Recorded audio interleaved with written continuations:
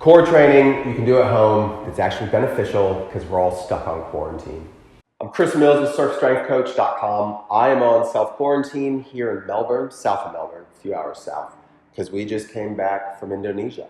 So some stuff you can do at home. This is kind of a core routine. I'm going to walk you through the specifics so you can dial it in. Good exercise is all about specifics, and then I'll kind of go through a follow-along routine with you.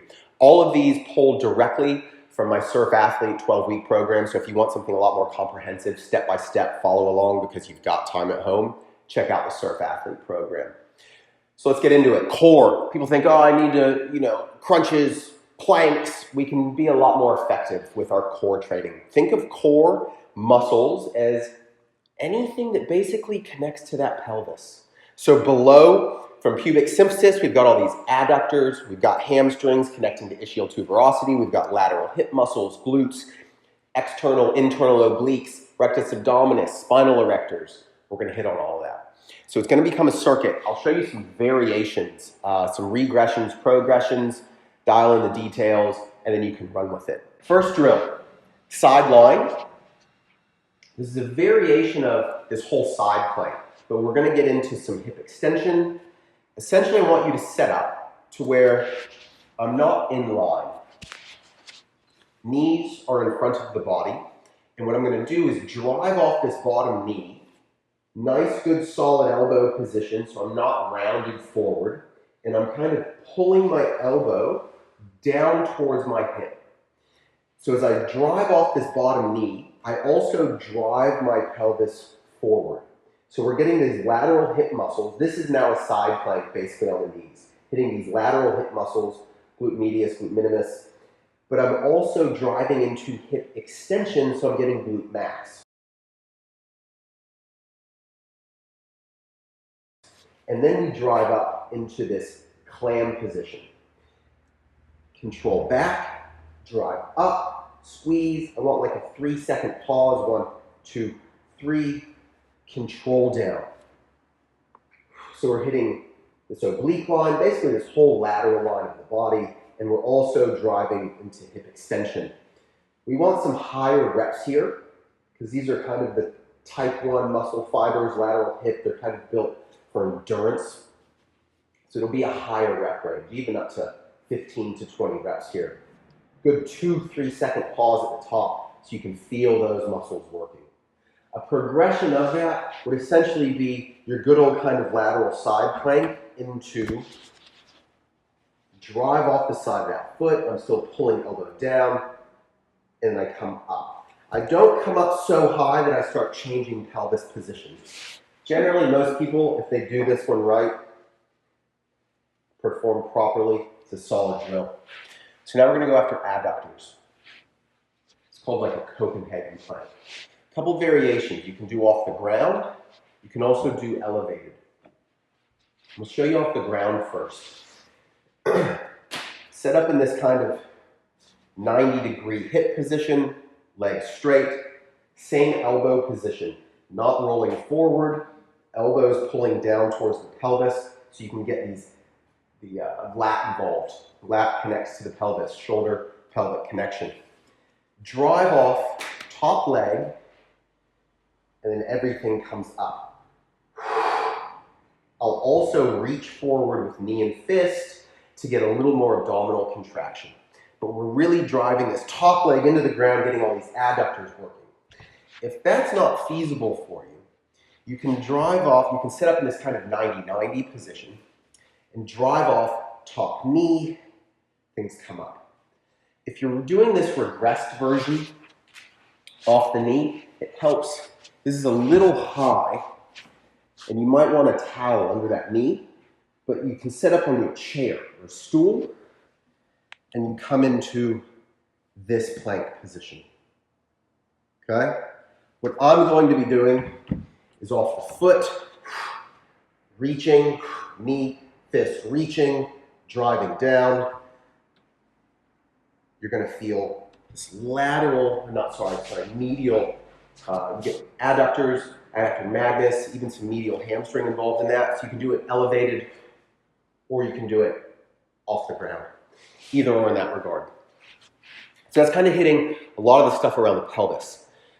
Now we go into some traditional kind of oblique, internal, external oblique. This is almost an anti-rotation movement.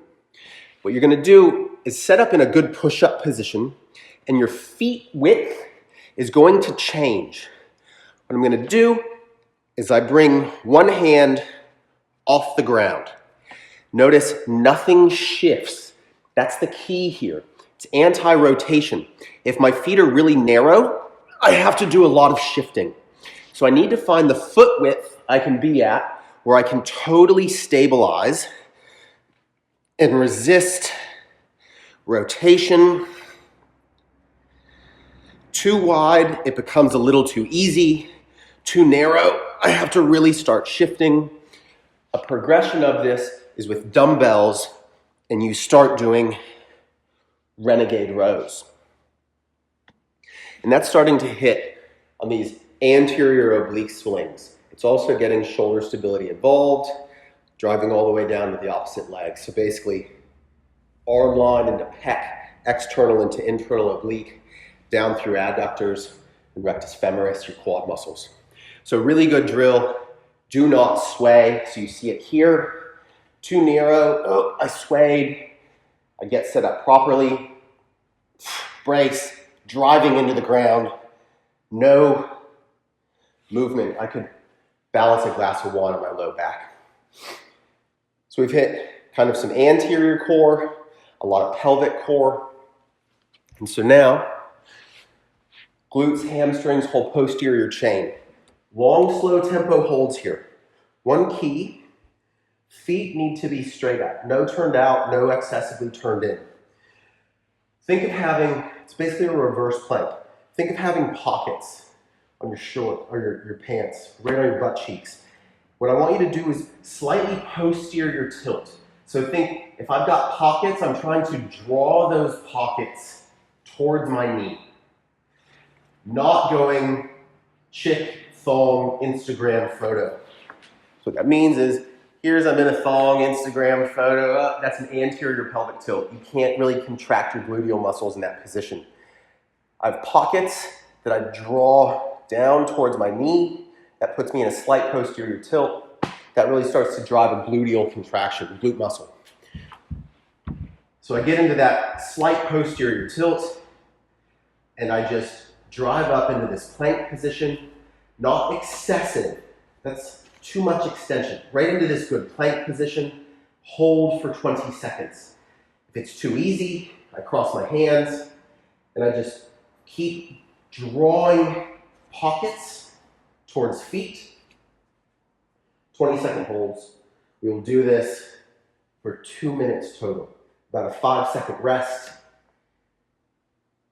Cool. So this is to build endurance and work capacity along everything on the posterior chain with an emphasis on the glute muscles. If you don't go after that posterior tilt, you're just going to go into an anterior pelvic tilt and overuse your lumbar extensors.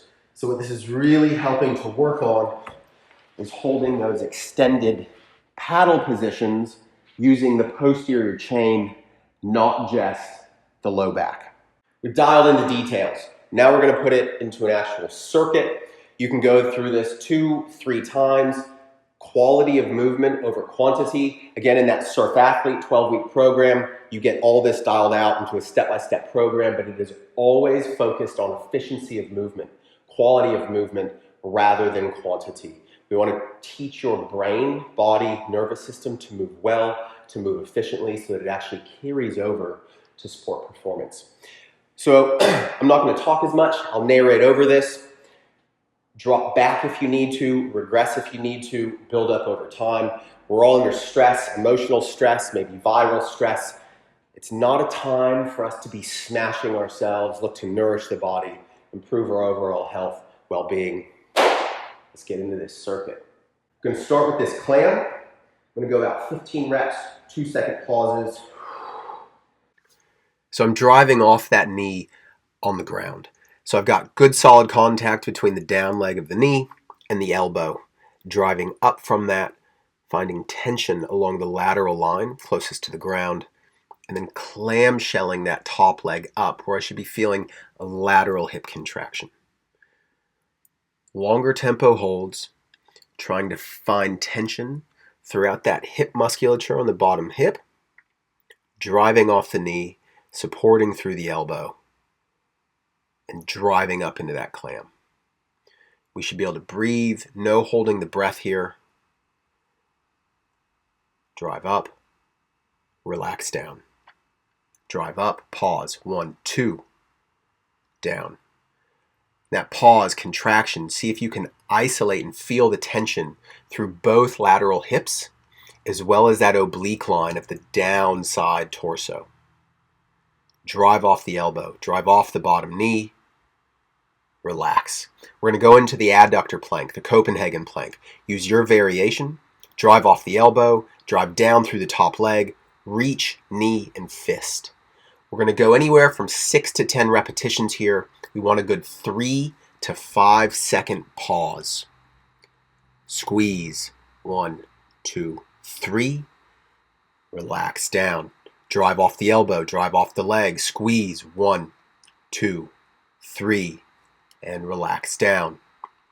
Take some time if you need to. Regress this movement. Again, we're really looking for 8 to 10 repetitions here. Drive, pause, control, down. Breathe, relax. We're going to switch sides to clams and Copenhagen planks. So again, drive off that bottom knee. We bring the hips back as we lower to the ground. Drive off the bottom knee and drive the hip forward. Squeeze. Drive. Squeeze. 1, 2.